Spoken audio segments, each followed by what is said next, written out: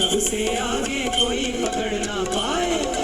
गाड़ी वाले गाड़ी धीरे हाँक रे,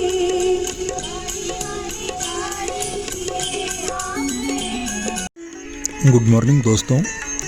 सिनेमा की 112 साल की यात्रा में अनेक हीरोइन ओरिएंटेड मूवीज आई हैं और आज इस वीडियो में मैं आपसे उन मूवी की चर्चा करूंगा जो हीरोइन ओरिएंटेड रही हैं और फिल्म की हीरोइन ने एक पावरफुल रोल प्ले किया है समाज को एक नई दिशा देने में। और ऐसी मूवी, एक महत्वपूर्ण मूवी थी मदर इंडिया। मदर इंडिया एक मल्टी स्टार कास्ट मूवी थी और महबूब खान ने डायरेक्ट की थी। ऐसी एक मूवी औरत नाम से वो पहले भी बना चुके थे और इस मूवी में नरगिस दत्त ने एक महत्वपूर्ण रोल प्ले किया था। वो गांव की एक सीधी सादी महिला होती हैं जिनके पति उन्हें छोड़कर चले जाते हैं, अनेक बाधाओं का सामना करती हैं और बाद में वो एक सम्मानजनक जिंदगी जीने में कामयाब हो जाती हैं। मदर इंडिया के गीत बेहद लोकप्रिय हुए। खेतों में, खलिहानों में, घरों में काम करते समय, इवन पूजा करते समय ये गीत अक्सर गुनगुनाए जाते हैं और बहुत ही शानदार गीत हैं। में हम आए हैं तो जीना ही पड़ेगा, और जीवन है अगर जहर तो पीना ही पड़ेगा। इस मूवी में नायिका नरगिस दत्त का बहुत ही स्ट्रॉन्ग कैरेक्टर है। वो परेशानियां झेलती हैं, अपने बच्चों को बड़ा करने में उन्हें बहुत प्रॉब्लम आती है, लेकिन वो अपने आत्मसम्मान के साथ समझौता नहीं करती और ना ही भारतीय मूल्यों से समझौता करती हैं। गांव का महाजन उन पर बुरी दृष्टि डालता है, उनसे शादी करना चाहता है, उनकी बेबसी का फ़ायदा उठाना चाहता है, पर वो इनकार कर देती हैं। आवाब झेलती हैं, परेशानियों में रहती हैं, लेकिन उसके बाद भी वो अपने संघर्ष में विजयी होती हैं। इस तरह का स्ट्रॉन्ग कैरेक्टर भारतीय दर्शकों को बहुत पसंद आया। भैया अब सुख आयो रे, रंग जीवन में नया लायो रे। दुख भरे दिन भी तेरे भैया अब सुख आयो रे, रंग जीवन में नया लायो रे। होए होए दुख भरे दिन भी तेरे भैया, भी तेरे भैया।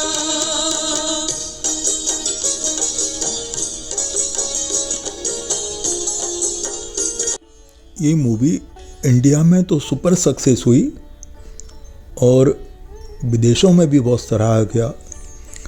इसे ऑस्कार अवार्ड के लिए भेजा गया और ये फाइनल राउंड में भी पहुंच गई। उन्होंने भी इसकी बहुत तारीफ़ की, लेकिन उन्हें ये समझ में नहीं आया कि हमारे यहाँ की नायिका ने अपने बच्चों की ज़िंदगी के लिए गाँव के साहूकार के सामने समर्पण क्यों नहीं कर दिया, उसकी बात क्यों नहीं मान ली। उसे एक सम्मानित ज़िंदगी मिल सकती थी, बच्चों का पालन पोषण आसानी से हो सकता था। तो इस प्रश्न का जवाब एक हमारे यहाँ के जो डायरेक्टर थे, इस मूवी के डायरेक्टर, वो ठीक से नहीं दे पाए। बता नहीं पाए कि भारतीय महिला अपने आत्मसम्मान के साथ समझौता किसी भी हालत में नहीं कर सकती। वो अपनी जिम्मेदारी से मुंह नहीं मोड़ती, लेकिन अपनी जो मूल भारत की स्वरूप है उसको भी नहीं ठुकरा सकती। मदर इंडिया टाइटल यहाँ बिल्कुल सही चरितार्थ होता है। शकील बंदायूनी के लिखे और नौशाद साहब के संगीतबद्ध गीत बहुत ज़्यादा लोकप्रिय हुए। लगभग सारे गीत लोगों के मन में उतर गए। एक होली गीत था जो आज आपको अभी तक याद होगा। ऐसे वो सारे गाने याद होंगे, पर मैं होली गीत का नाम इसलिए ले रहा हूँ क्योंकि होली का अवसर है।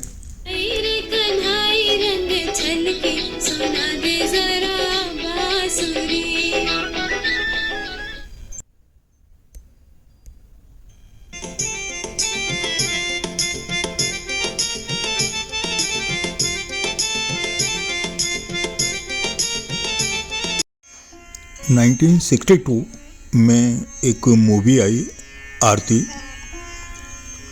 बड़ी शानदार मूवी है और वुमेन पावर से रिलेटेड बहुत ही अच्छी मूवी है। तो इसमें मीना जी, अशोक कुमार और प्रदीप कुमार जैसे सुपर कलाकार थे।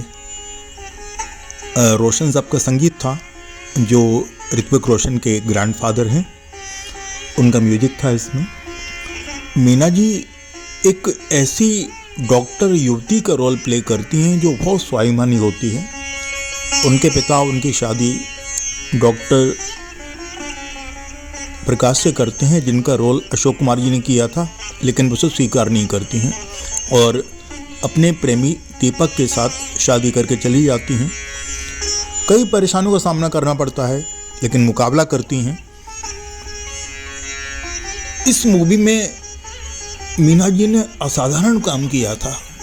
जो पीड़ा है एक युवती की, वो उन्होंने बहुत ही समग्रता से व्यक्त की थी। मिसाल दूं मैं तुम्हारे शबाब की, इंसान बन गई है किरण महताब की, अब क्या मिसाल दूं। इस मूवी में एक टर्न आता है जब मीना जी के पति घायल हो जाते हैं और उनके सिर में चोट लगती है, और उस चोट का इलाज केवल अशोक कुमार कर सकते थे, जिससे उनकी पहले शादी होने वाली थी और उस शादी से उन्होंने इनकार किया था। तो यहाँ उनके सामने परेशानी खड़ी हो जाती कि कैसे अपने पति की जान बचाएं, लेकिन यहाँ वो समझौता करती हैं और अपने पति की जान बचाने के लिए अशोक कुमार से मुलाकात करती हैं, अपनी परेशानी बताती हैं और अपने मकसद में सफल भी हो जाती हैं।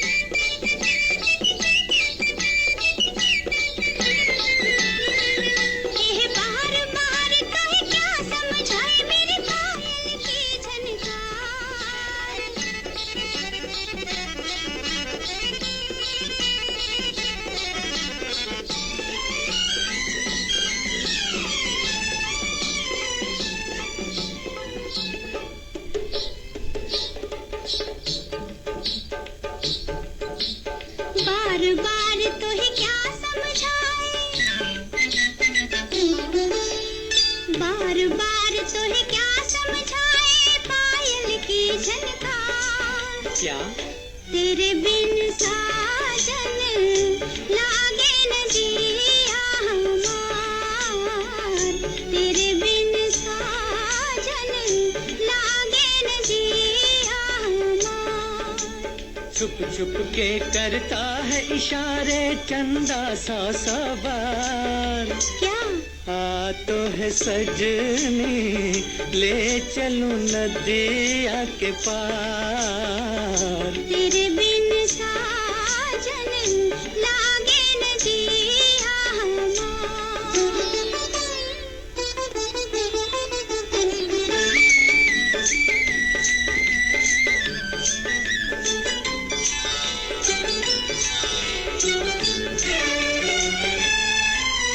चलते चलते रुक गए क्यों सजन मेरे, चल 1962 में एक और women oriented, heroine oriented movie आई, साहिब बीबी और गुलाम, जिसमें मीना कुमारी, गुरुदत्त, रहमान और बहुत सारे असाधारण कलाकार थे जिन्होंने काम भी बहुत शानदार किया था। पर स्पेशल, बहुत ही स्पेशल काम किया था मीना कुमारी और वहीदा रहमान ने। इस मूवी का डायरेक्शन गुरुदत्त साहब ने तो नहीं किया था, अबरार अलवी ने किया था, लेकिन जिस तरह से फिल्म बनी थी, एक एक सीन पर गुरुदत्त साहब की छाप थी। इस मूवी में सामंतवादी परिवारों में बंगाल में महिलाओं की क्या स्थिति थी इसको दिखाया गया है। और ये मूवी बिमल मित्र के उपन्यास पर आधारित है और उपन्यास का नाम भी साहिब बेबी और गुलाम है। तो जितना अच्छा बिमल मित्र का उपन्यास है उतना ही अच्छी गुरदत्त साहब की ये मूवी भी है। बहुत ही शानदार मूवी है। एक एक सीन एनर्जी और संवेदना से भरा हुआ है। मीना कुमारी जी का अभिनय देखते ही बनता है किस तरह से वो अपने पति की शराब छुड़वाने के लिए या उनके पति दूसरी महिला के पास ना जाएं तो कैसे उपाय करती हैं। बहुत ही संवेदनशीलता और बहुत ही ग्रेस के साथ ये सब चीज़ें उस मूवी में दिखाई गई हैं।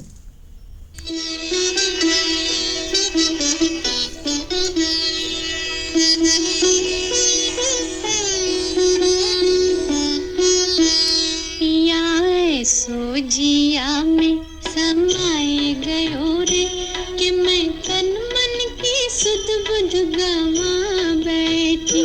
पिया सोजिया में समाए गयो रे कि मैं तन मन की सुध बुध गवा बैठी। हर आहट पे समझे आए गयो रे, हर आहट पे समझे आए गयो रे। झट घूंघट में मुखड़ा छुपा बैठी। पिया सोजिया में समाए गयो रे।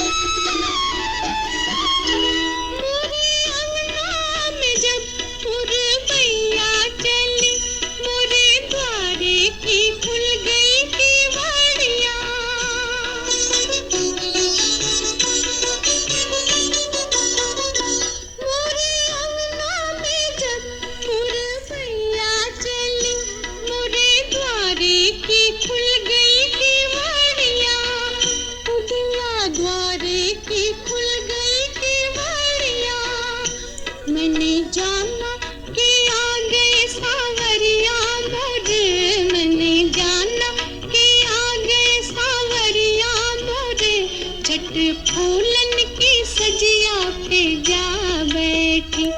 18 और 19 सेंचुरी के फर्स्ट हाफ में बंगाल में बड़े परिवारों में, सामंतवादी परिवारों में महिलाओं की जो स्थिति थी, उन्हें केवल एक सजा सवरा रहना पड़ता था घर में। बाकी उनके पास कोई ज़्यादा महत्वपूर्ण रोल नहीं रहता था। वो इस मूवी में बहुत अच्छी तरह से दिखाया गया वो है।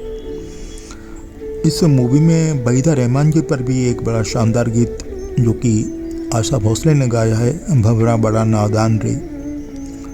और हास्य कलाकार महमूद की बहन मीनू मुमताज भी इस मूवी में थी। उन पर भी एक बहुत ही शानदार नृत्य गीत फिल्माया गया है, साकिया आज मुझे नींद नहीं आएगी, सुना है तेरी महफिल में रत जगह है। ऐसे अनेक खूबसूरत पलों से भरी, अनेक खूबसूरत दृश्यों से भरी, अनेक खूबसूरत गीतों से भरी, बहुत कुछ कहने लायक है इस मूवी के बारे में। और संक्षेप में, अगर बिल्कुल संक्षेप में कहा जाए तो अपने आप में एक संपूर्ण मूवी है। और इस मूवी के लिए मीना जी को फिल्म फेयर अवार्ड भी मिला था। क्यों नहीं मिलता। एक कल्ट इमेज उनकी इस मूवी से बन गई थी। उनका जो मशहूर गीत था, पिया ऐसो जिया में समाए गए, और ये बहुत ही शानदार गीत था। 1971 में एक हीरोइन ओरिएंटेड मूवी आई और मूवी का टाइटल था गुड्डी। इस मूवी में कलाकार थी जया भादुड़ी। अभी उनकी शादी नहीं हुई थी, जया बच्चन नहीं बनी थी और 16-17 ईयर की उम्र होगी उनकी, या उतनी एज का रोल उन्होंने निभाया है 11th क्लास या 12th क्लास में पढ़ने वाले स्टूडेंट का रोल निभाया है। इस मूवी में वो सपनों की दुनिया में जीती हैं और फिल्मी कलाकार धर्मेंद्र को और उसकी फिल्मी ज़िंदगी को असली ज़िंदगी मान के चलती हैं, तो उसे मनी मन प्यार करती हैं और मान के चलती हैं कि उनका प्यार उतना ही सच्चा है जितना मीरा का कृष्ण के प्रति था। अब उनके रिश्ते के मामा उनकी इस समस्या को दूर करते हैं और उन्हें धर्मेंद्र से ही मिलवाते हैं और छोटी छोटी हास्य घटनाएं होती हैं मूवी में और अंत में उनकी गलतफहमी दूर हो जाती है कि पर्दे की रुपैली ज़िंदगी और असली ज़िंदगी का सच दोनों बहुत अलग हैं।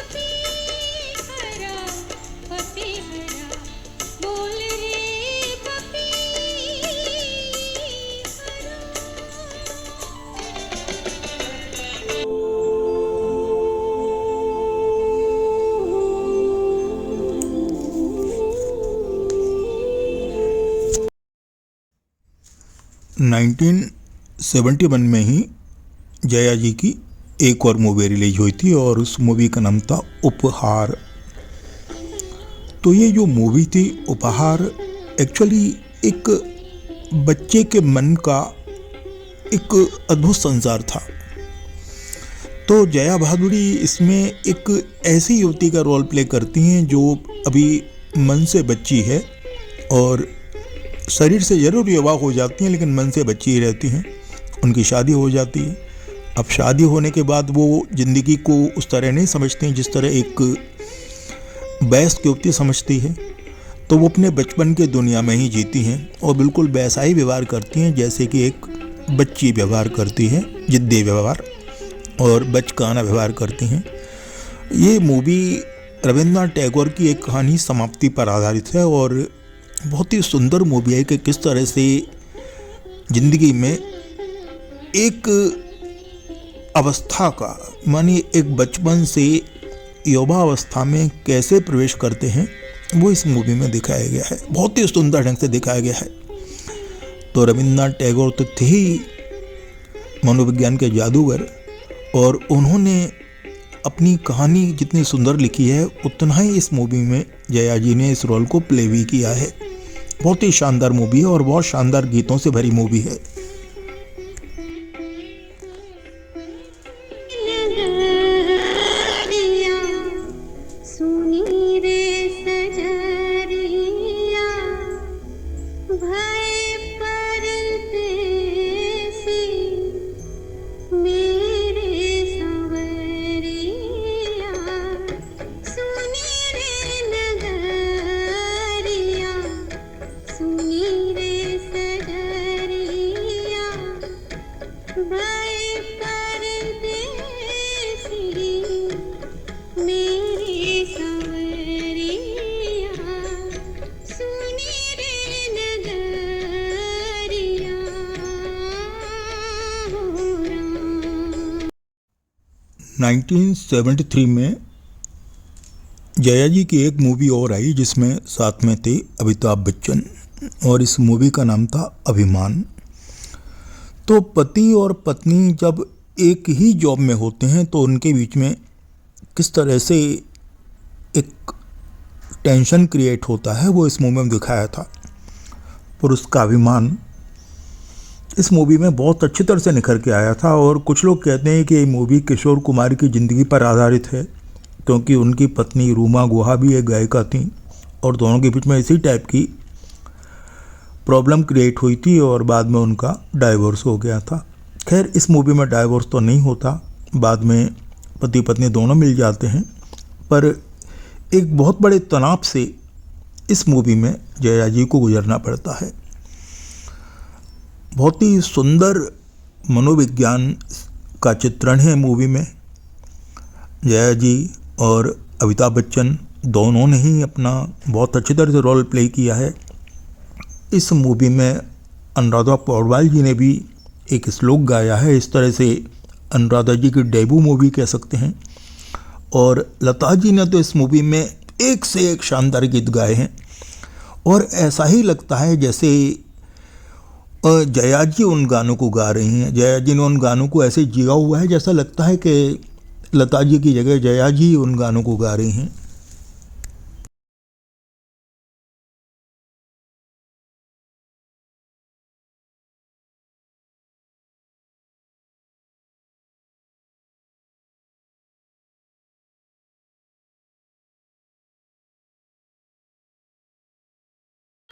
किनारे हेराए आई कंगना नदिया किनारे हेराए आई कंगना ऐसे उलझ गए अनाड़ी सजना ऐसे उलझ गए अनाड़ी सजना नदिया किनारे हेराए आई कंगना नदिया किनारे हेराए आई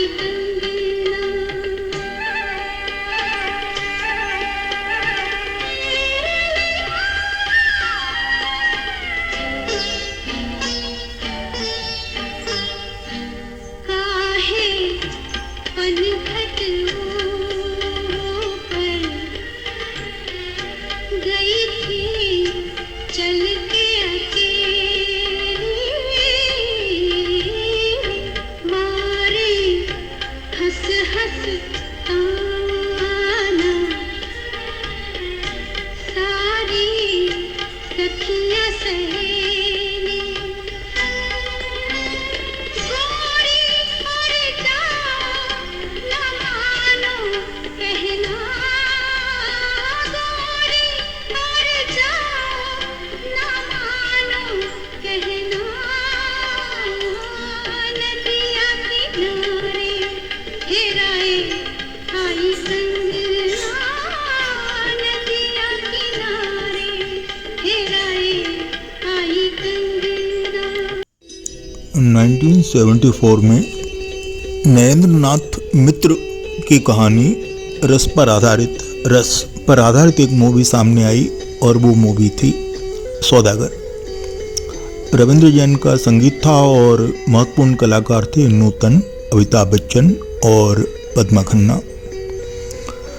आशा जी और मोहम्मद रफ़ी के गीत थे, किशोर कुमार और मन्ना डे साहब के गीत भी थे बड़े शानदार गीत थे मूवी में।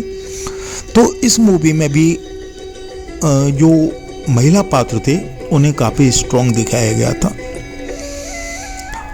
अमिताभ बच्चन इसमें एक रस निकालने वाले की भूमिका करते हैं, जो पद्मा खन्ना को दिल से चाहते हैं, लेकिन मेहर में देने के लिए रकम उनके पास नहीं होती, तो एक दूसरी महिला नूतन के इमोशन के साथ खिलवाड़ करते हैं और अपने उद्देश्य की पूरी कर लेते हैं, लेकिन किस तरह से उनकी ज़िंदगी बाद में अपने ही कर्मों का शिकार होती है वो इस मूवी में दिखाया गया है। इसमें जो महिला कलाकार, महिला पात्र दिखाए गए हैं वो देखने में साधारण हैं, लेकिन एकदम चुपचाप रहने वाले निरीह लोग नहीं हैं। वो अपने अन्याय का प्रतिकार करते हैं और ठीक से जवाब देना भी जानते हैं।